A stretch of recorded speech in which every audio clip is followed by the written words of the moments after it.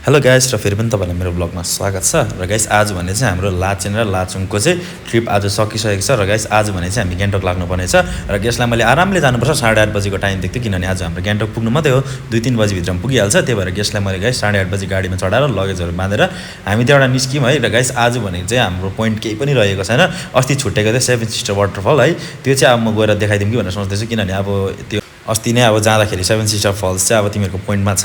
भनेर भनिसकेको छ उनीहरुले कस्तो छ के छ अब एक्सपेक्टेसन राखिरहेको होला भाइ यस्तो पो थियो त्यस्तो पो थियो भन्ने भइरहेको छ होला भनेर चाहिँ गाइस आज भने चाहिँ म फर्किँदै सेभेन सिस्टर फल पनि देखाइदिन्छु र गाइस आज भने चाहिँ हाम्रो थिङ टनलबाट चाहिँ हामी जानु पाएन र टनल भित्र काम के हुँदै जस्तो लाग्यो र यतापट्टि घुमेर जाने बेला भयो र गाइस यो बाटो भनेको चाहिँ टनल पहिला नहुँदाखेरि यो बाटो हिँड्ने गर्थे गाडीहरु है र आज भने चाहिँ त्यो बाटो पनि हिँड्नै भयो र गाइस अहिले भने चाहिँ हामी नाकाको रुट पक्डिसकेको छौं र माथिल्लोपट्टि आएर अलिकति जाम पनि लागेले ठुलो गाडी अलिक हिँडिरहेको गर्छ पुलिसले छिटो छिटो नाका छिरिहाल्छ भन्नुहुँदै थियो है र गाइस अहिले भने चाहिँ हेर्नुस् न टाटा एकदम बेसी हिँडेकोले गर्दा यहाँ अपमै टाटालाई डिस्टर्ब भयो मैले त माथि साइड गरेर राखिदिहालेको थिएँ र गाइस अहिले भने चाहिँ हामी जामबाट निस्केर पनि अब सिधा लाग्दैछ मङ्गनपट्टि यहाँ तपाईले देख्न सक्नुहुन्छ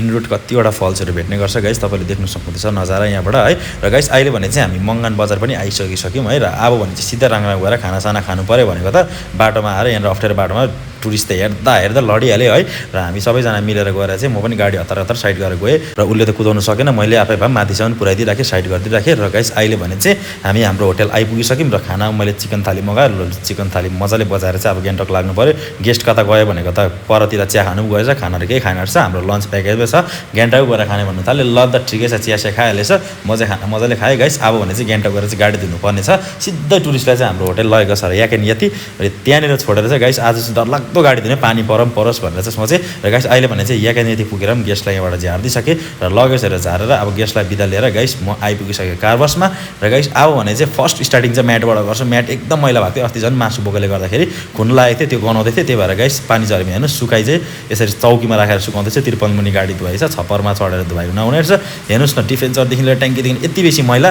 जस्तो माटो झारिसक्यो जस्तो डलाउँदै हिलो झारिसकेको त्यस्तै बत्ती पनि गयो गाइस है र बल्ल बल्ल बत्ती आएर गाडी साडी मैले धुइदै पार्दा र दाहरू पनि आइपुग्यो वाइल्ड यतिसको दा पनि आइपुग्यो र मनोरथ पनि लु अब त गाडी धुनै पर्छ लाचेन लाचुङको चाहिँ लु अब हिलो झारिहाल्नुपर्छ सिमेन्ट जस्तो हिलो छ भन्नु थाल्यो लु मेरो त गाडीहरु कम्प्लिट पनि भइसक्यो देख्नुस् ट्याङ्की डिफेन्सरहरु टल्किन थाल्यो ट्याङ्की डिफेन्सर मडगाटहरु च्यासीहरु टल्किन त गाडी धुको जस्तो लाग्दैन गाइस म चाहिँ गाडी साडी धुइदै पारिसकेर चाहिँ चिया खानु बसेँ र यहाँ दाहरूले पनि धुइदिनु हुँदै थियो अब लास्टमा चाहिँ मैले राउन्ड फिगर डल्लै वरिपरि पखाल्नै पर्ने हुन्छ दुईपट्टि गाडी धुँदैछ अब मेरो गाडी त मैलै भइसक्यो हिलोहरु लागिसक्यो र गाइस भित्र भने चाहिँ मैले डल्लै म्याटहरु धुएर सुकाए पनि सकेँ हेर्नुस् पुसपास गरेर लगाएँ सिटहरु एकदम पुसपास भएर भित्र एकदम टल्के फ्लोरिङ एकदम टल्केको छ गाइस तपाईले देख्न सक्नुहुन्छ मेरो म्याट चाहिँ नयाँ जस्तै भएको छ फोर्स पानीले धुको डल्लै माटो झरिहाल्यो र गाइस अहिले भने चाहिँ मेरो गाडी एकदम धुएर टल्किसकेको छ तपाईहरुलाई के कसो लाग्यो लाइक कमेन्ट गर्नु होला मेरो गाडी कतिको सफा भयो यतिको सफा गाडीमा चाहिँ मकमक गनाएपछि गेस्ट पनि खुसी गेस्टलाई भमिट पनि हुँदैन गाडी सफा छ भने गाइस चाहिँ र अहिले भने चाहिँ हेर्नुस् तपाईले मेरो चेसिस पनि टल्किसकेको छ र मनोरथको पनि अब सक्नु आँटेको छ मेरो चाहिँ अलिक काम छ म चाहिँ माथि ग्यारेजमा हुन्छु अलिअलि गाडी चेकचाक गर्दै गर्छु भनेर मनोरथलाई मैले त्यहाँबाट बिदा मागेर चाहिँ गाइस म चाहिँ लाग्यो आफ्नो ग्यारेजतर्फ